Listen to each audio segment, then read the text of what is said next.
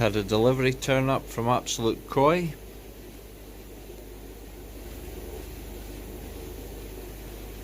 Only the best. Because ran out. So for the last day I've been feeding the JBL All Seasons Pond, and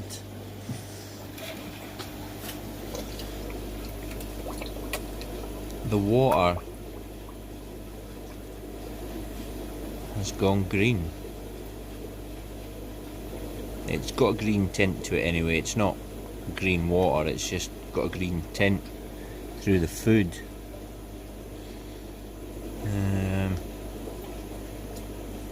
There's a lot more waste in the filter as well.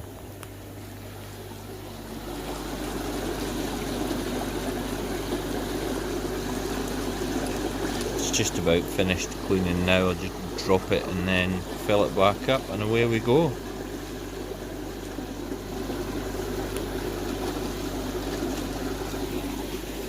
Still haven't got the pressure filter disconnect. It's not running, but it's still, the pipes and everything still run out and into the pond, so I need to get rid of that.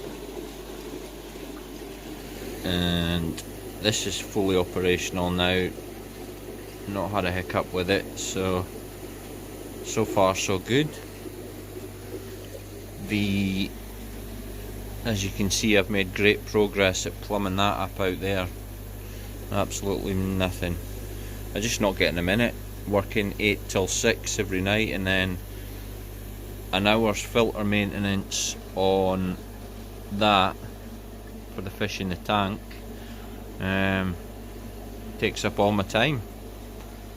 So what I'm going to do in the summer is I'm going to reduce the amount of fish I've got in the tank and put sort of 75% of them outside in the pond, and that should cut down the maintenance on the filter. And obviously that filter is literally zero maintenance, so spend more time doing this sort of stuff, get that all done, and then bring them back in again to go in here for the winter. That's a long time away, if we get any summer. Anyway, gonna get my food into my bin. I'll catch you in a bit. So, if you have all your water parameters right, good temperature, regular filter maintenance, this is how your koi will feed. Wait for it.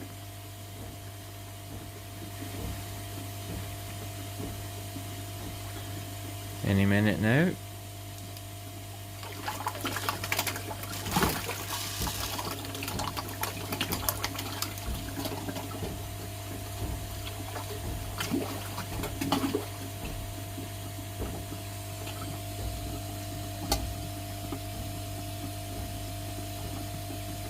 And there we go.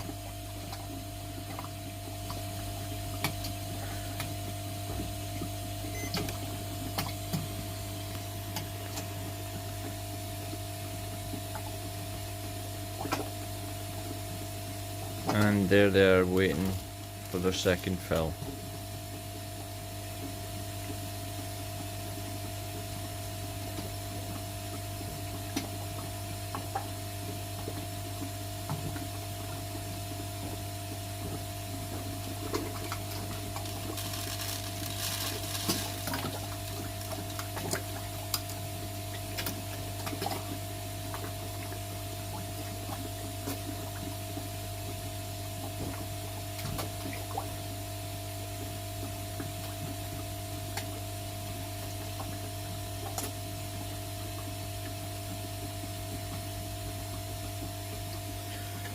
As you can see, the water doesn't stay in there, the food doesn't stay in there long enough to contaminate the water really.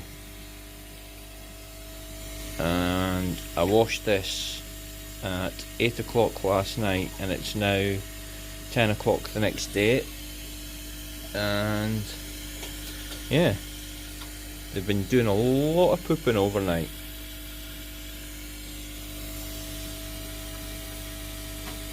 Nice. That's still there. Got this nice big koi poster from Absolute Koi. And as you can see, it's gotten squashed in the post. I mean, I don't know. It'll never straighten out because it's actually got hard creases in the laminate. So it'll always have those lines in it.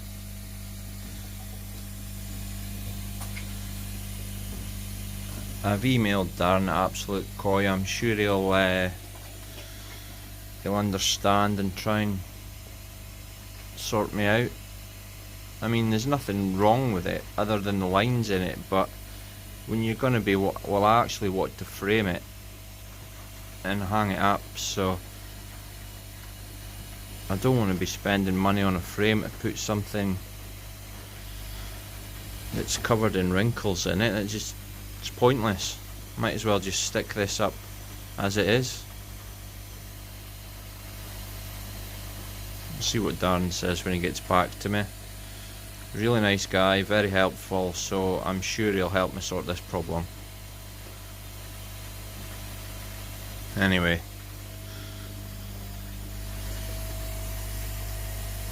Yuck.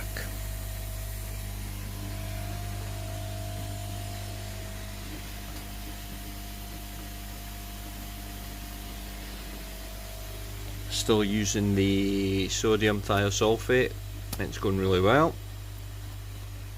I've got 2 junction boxes and some connectors here for, I'm going to be wiring up a float switch on my pumps.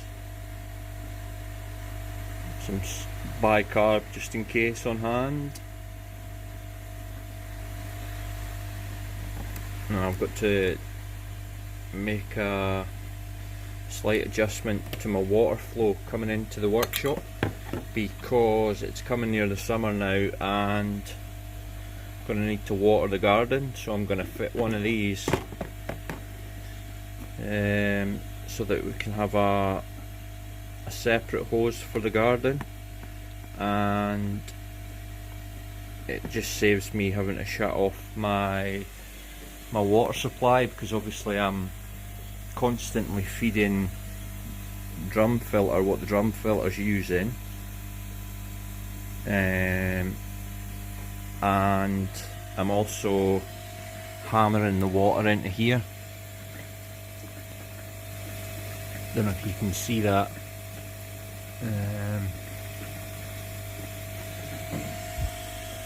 So yeah, when it comes to watering the garden, it means switching off the supply to this and then plugging the hose in to water the garden, and then obviously if it's someone else that's doing the watering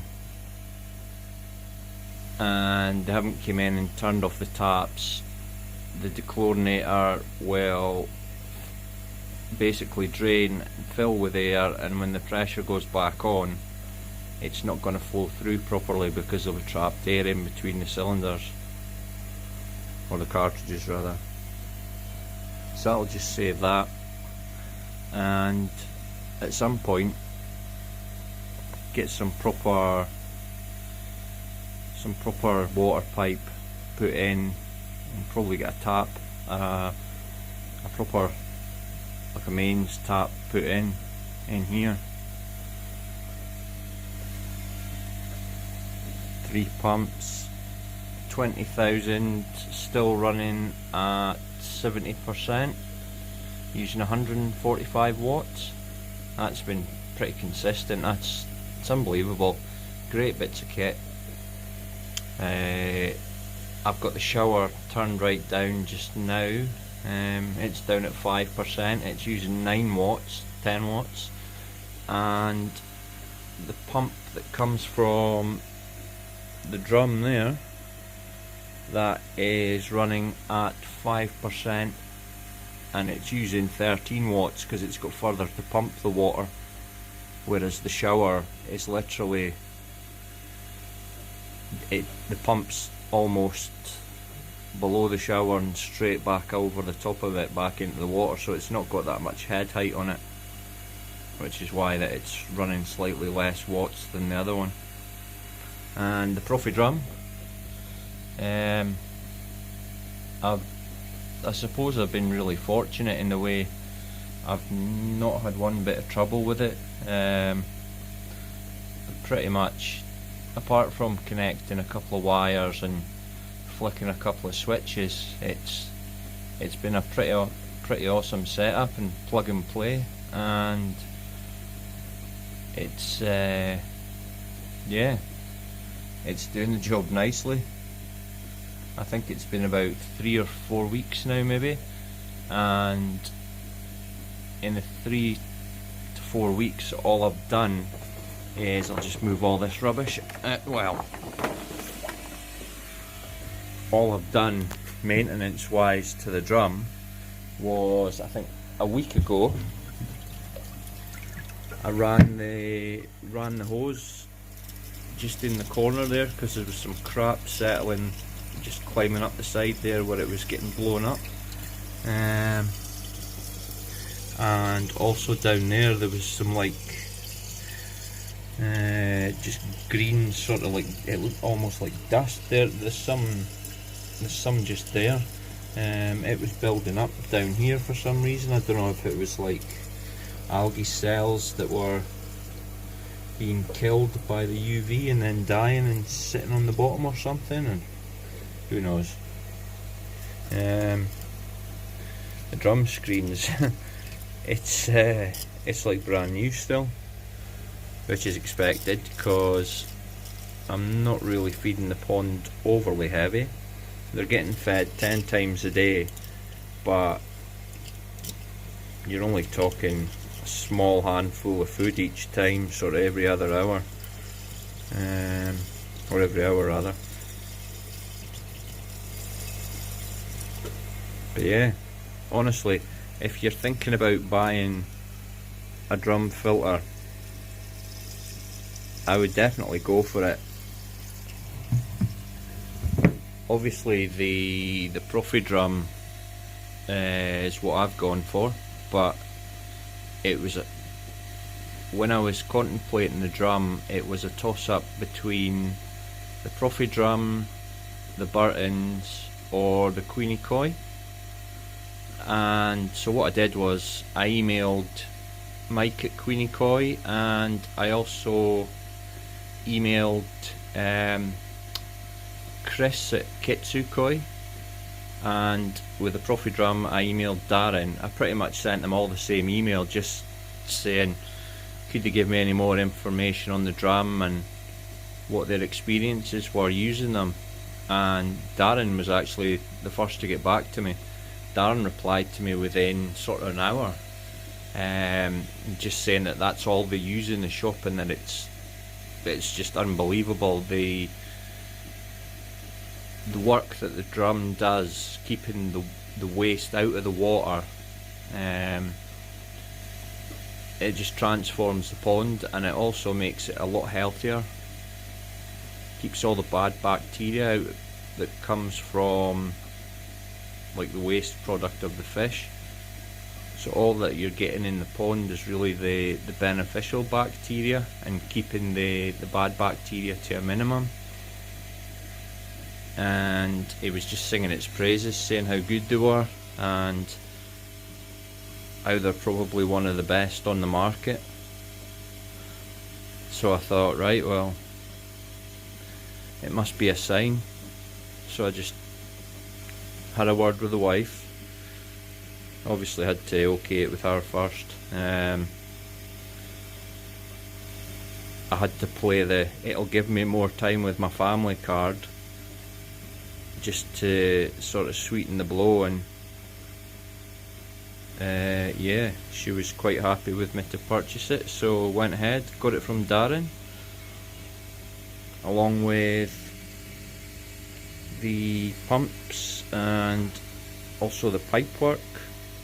I got some of the pipework for Kitsukoi actually. But yeah, I definitely recommend it. Whatever brand you go for, they're all pretty good. They all have their pros and cons as well, so I suppose it's what works best for your setup. The best thing I think about this drum is the fact that all you have to do to swap from gravity to pump is take the probes out of here and put them in the clean side, and they're a piece of cake to get into the right level. You just put them at the level of your water, obviously, just below the surface, so that when the water drops it cleans the drum and then allows the water to flow freely through the screen. Yeah, so you just swap the probes over to the other side, and in the control box, you don't have to change the wires or anything.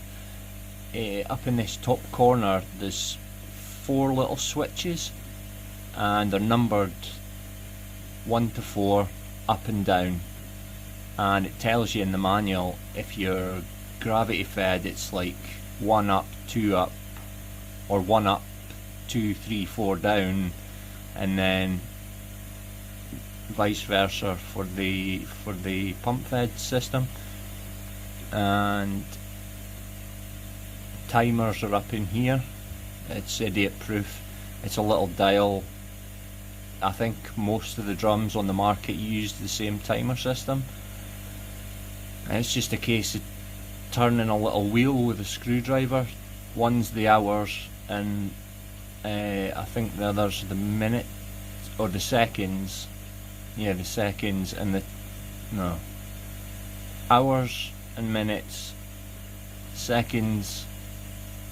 Oh, I can't remember. Anyway, it's really easy. A few people do get trouble with them on initial setup, but once you get your head around it, it's pretty straightforward. Yeah,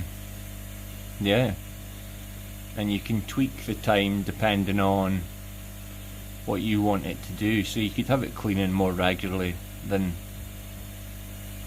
I suppose is essential, just to suit your situation. If you're feeding heavy, you might want to turn it up a bit quicker so that you can get more of the waste out of the water quicker, or I don't know, it's personal choice. In the bottom here, got main pump feeding the drum. We've got the motor pump, and over here we have the high pressure pump for the washer, and it's all run on that. And I've got a safety switch connected to this one, which when the water level, show you, when the water level raises that little float up there, it means the water's coming in too high, and what it does is it shuts off that plug there to the pump and stops the water from being pumped in until it drops down again, and then it switches back on.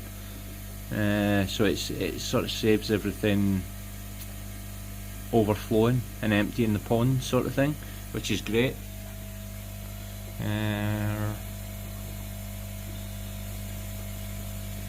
So yeah, good system. And that's the JCR high pressure pump. It's quite a sturdy bit of kit, that industrial looking thing. Evolution Aqua pumps, brilliant bits of kit. I can't believe how quiet they are, even on full power. They're so quiet. I just wish their air pumps were as quiet as their water pumps. Got the Charles Austin pump on the pond, and it's feeding the drum as well. And when I get my moving barrel set up in here, the moving barrel will be powered off of that as well. I think it's the 120 litre an hour, I think. And then I've got the 70 litre per hour running that one on the grow on. I've got your mind your own business growing well there.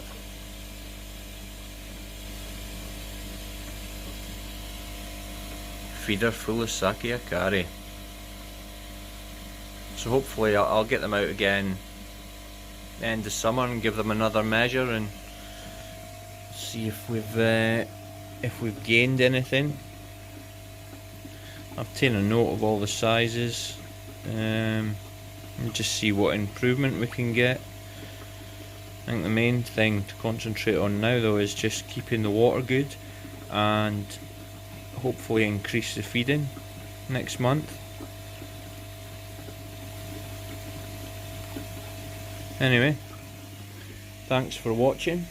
If you've liked this video, please give it a thumbs up and hit the notification bell so you get notified every time I upload another video.